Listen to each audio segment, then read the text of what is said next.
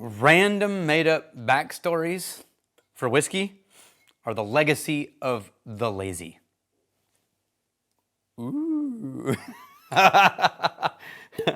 Gauntlet slapped. Now here's what I mean. I've been doing whiskey research a lot on a bunch of things, and I'm just so sick of these craft distilleries who are just a couple of humans who want to start a craft whiskey distillery. Great, that's fine. They want to make their own whiskey. Great, that's fine. They open something, and then they go back and they look through history, and they found that like 4 generations ago, some random uncle may or may not have made moonshine. And so now it's family history and continuing the family legacy and bullshit. It's bullshit. And it's so lazy to attach yourself to a history because you feel like whiskey needs history to be important. And I get where that idea comes from, because when you're in the category of aged spirits, you're in the category of time. You can't rush it. It's not vodka. It's not gin. You can't just knock things out. It's not ready to drink RTDs. You got to put stuff, you got to make it, put it in a barrel. You got to wait. You have to be patient. And so you are playing the history game.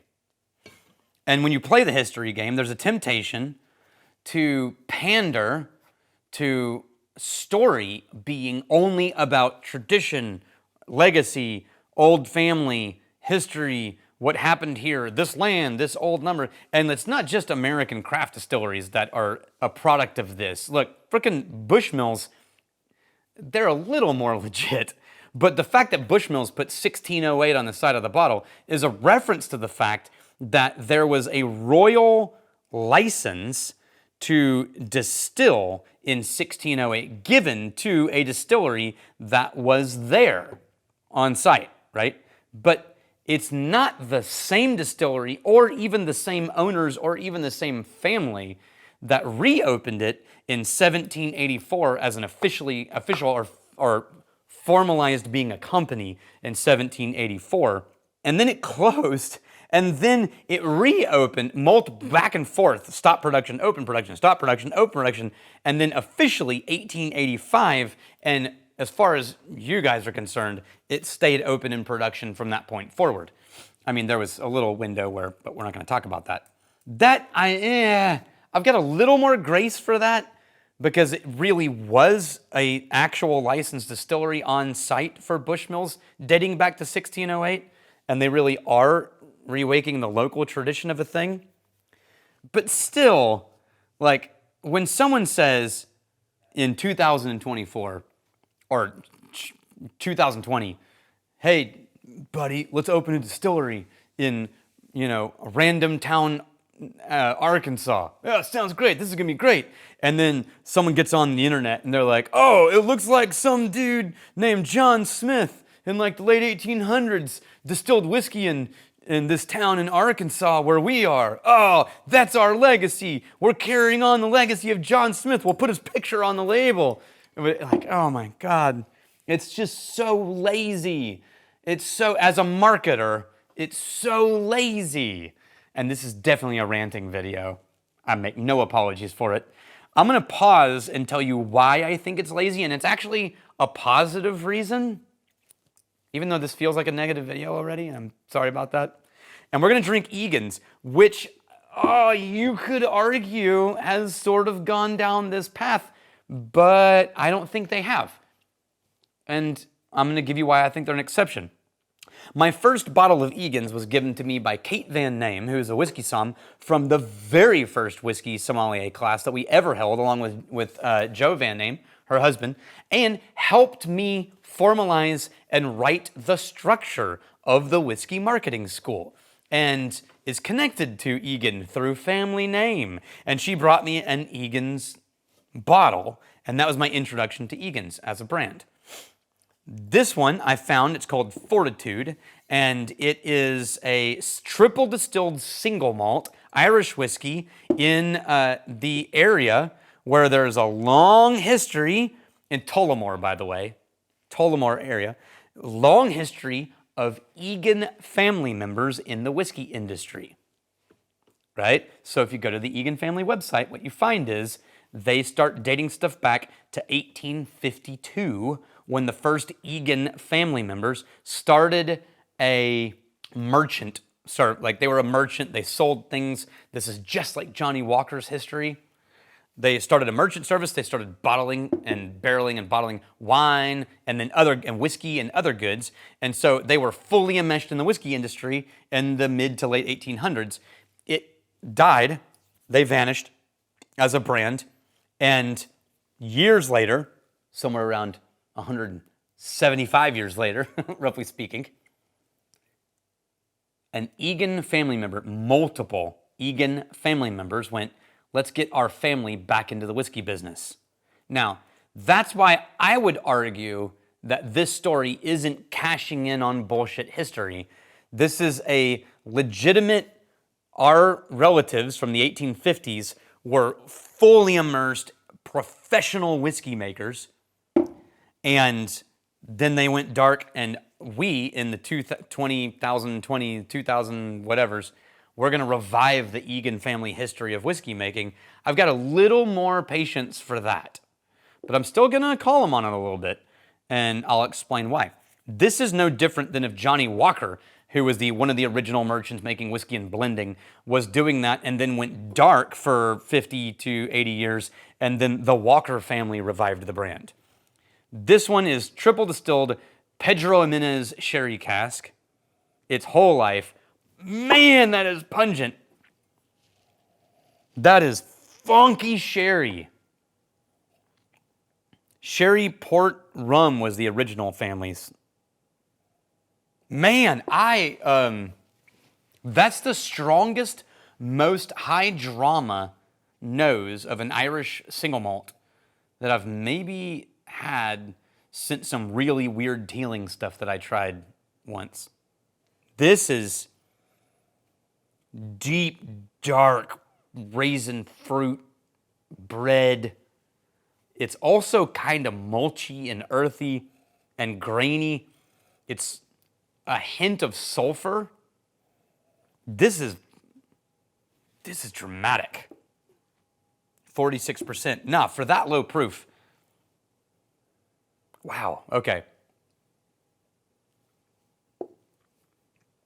And the palate equals it. That palate is bitey. It's super dense candy sweet while also being somehow earth and barnyardy. It's very malty. It feels young. It feels, the finish sort of just dropped off a cliff. I like this, but it feels aggressive. And I was expecting with Pedro for it to be like really candied and sweet. And it is sweet, but it's not soft. It's bitey. The nose is pungent. It's alive. This whiskey is active and moving. It is not a passive byproduct.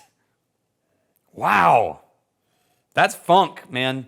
Oh, and I got a hint of chocolate there for a second, but like a sweet cordial filled chocolate. I'm going to add a little water to this. Man, in the palate, high drama. Wow. Don't drink this if you think you're going to get this just soft, smooth, approachable Redbreast 12 or something like that. This is for a whiskey drinker who wants to explore and is ready for a little, hey, let's go toe to toe. This is not screwing around. This is some of the most drama I've had from a non-craft American, but Irish brand. That's interesting. I'm letting that little dash of water sit for a second. I'm going to take a sip, and I'm going to continue my rant, but with a little positive spin. So, the reason, look, with a brand like Bushmills, I get it. Like, if you want to claim 400 years of whiskey distillation, like, that's fine. It is location-based. They legitimately made whiskey at that location. It definitely went dark and came back to life and went dark and came back to life. That's close enough to be like, fine. If that's what you want to hang your hat on and that's what you want to say is important, sure, that's valid. The reason that I am over the craft American distillery is going like 18,000 generations of American settlers going for my granddaddy in a boot, and now we're, is because when you sit down with a craft distillery, running a craft distillery is a pain in the ass. It's thankless, it's brutally hard work, it's repetitive tasks, it's a crap ton of manual labor. There's no glory in it. You get into it thinking whiskey's good. There's no glory in owning a craft distillery. You're not gonna get rich, you're not gonna get famous. You are gonna work 80 to 100-hour weeks. You're gonna work 7 days a week. You are going to bust your ass. And when you sit down with these people, the people who start distilleries, craft distilleries, and run them for any real length of time are passionate enthusiasts who have found what moves them.